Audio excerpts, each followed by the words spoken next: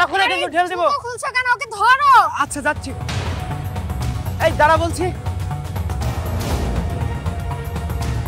আজকে যদি ওই চোরের কাছ থেকে আমার ব্যাগ না নিয়ে আসতে পারো তাহলে তোমার সাথে ব্রেকআপ। কি একটা যন্ত্রণা। ঠিক আছে তোমার ব্যাগ আমি নিয়ে আসতেছি।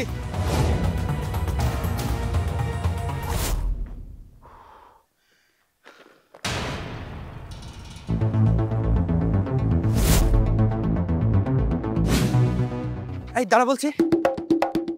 পালাচ্ছিস কেন? চট চট চট। এই দাঁড়া বলছি। কত বড় সর্বনাশ হয়ে গেল আমার।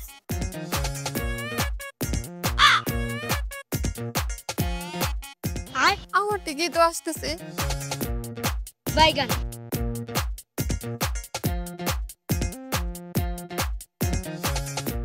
Hello ma'am. হ্যালো। আমার নাম ফারাবি। আপনার সাথে আমার কিছু কথা আছে। আচ্ছা। আপনার সাথে পরিচিত হয়ে বেশ ভালো লাগলো। আমার সাথে প্লিজ একটু আসবেন। মানে কি? কোথায় যাব? আহা, এত প্রশ্ন করছেন কেন? আপনার ব্যাগটা ফেরত নেবেন না? হ্যাঁ তাহলে নিব আসুন তো। না, আসুন। আরে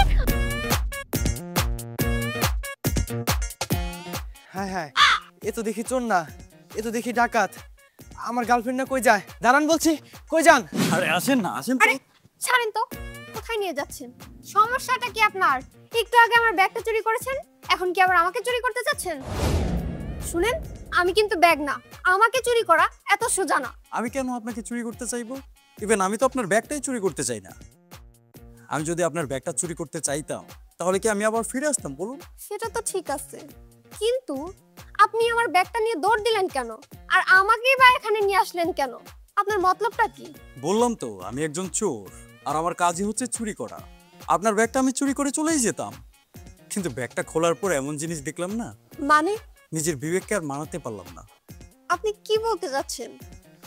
এত ইম্পর্টেন্ট জিনিস আপনার ব্যাগের ভিতর আপনি রেখেছেন, সেটা যদি আমি নিয়ে যাই এই জাতি কি আমাকে ক্ষমা করবে? আমার মনে হয় না করবে। তাই আপনার ব্যাগটা ফেরত দিতে আসলাম। সেটা তো ঠিক আছে, কিন্তু আমার ব্যাগের ভিতরে কোন জিনিসটা আপনার এত ইম্পর্ট্যান্ট মনে হলো? আপনার জিনিস আর আপনি বুঝতে পারছেন না?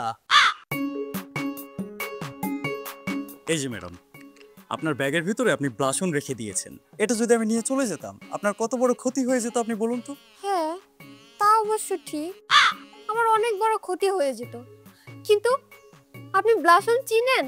আরে ম্যাডাম, আপনি যে কি বলেন না, ব্লাশন চিনবো না কেন? আমি তো আপনার এই কম্প্যাক্টও চিনি। হায় হায়, বলেন কি? আপনি কম্প্যাক্ট পাউডারটাও চিনেন? ব্লাশন আর কম্প্যাক্টের নাম শুনে আপনি এত খুশি হয়ে গেলেন? ধরেন, আপনি তো পাগল তখন হবেন যখন আপনি জানবেন যে আমি ফেস পাউডারও চিনি। হায় হায়, মেকআপ সম্পর্কে আপনার এত ধারণা? বিশ্বাস করেন, আমার জীবনে দেখা আপনিই প্রথম পুরুষ যার মেকআপ সম্পর্কে এত ধারণা রয়েছে। আরে আপনি এতদিন ছিলেন কোথায়? আপনাকে আগে কেন দেখলাম না আমি? আপনার সাথে আগে যে কেন পরিচয় হলো না? আপনি আমার প্রতিভাটাকে এত খুশি হয়েছেন দেখে খুব ভালো লাগছে। দাঁড়ান, আমি তো মাস্কারাও চিনি, লিপস্টিকও চিনি।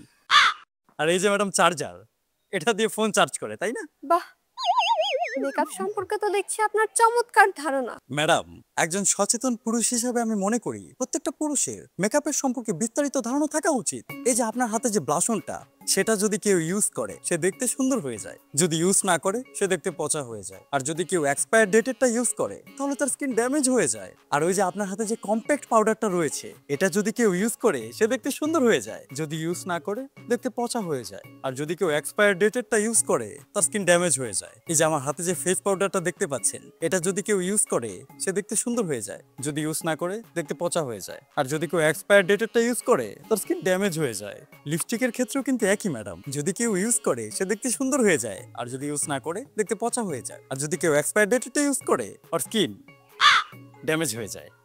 মাস্কারার ক্ষেত্রেও কিন্তু ম্যাডাম সেম, যদি কেউ ইউজ করে সে দেখতে সুন্দর হয়ে যায়, যদি ইউজ না করে দেখতে পচা হয়ে যায়। আর কেউ যদি এক্সপায়ার ডেটেডটা ইউজ করে তাহলে তার স্কিন পুরোই ড্যামেজ হয়ে যায়।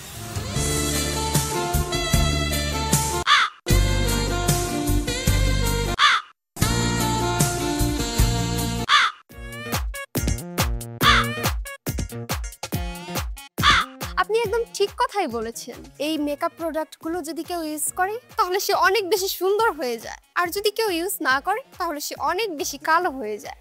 আর কেউ যদি ডেট এক্সপায়ার গুলো ইউজ করে তাহলে তার স্কিন পুরো ড্যামেজ হয়ে যায়।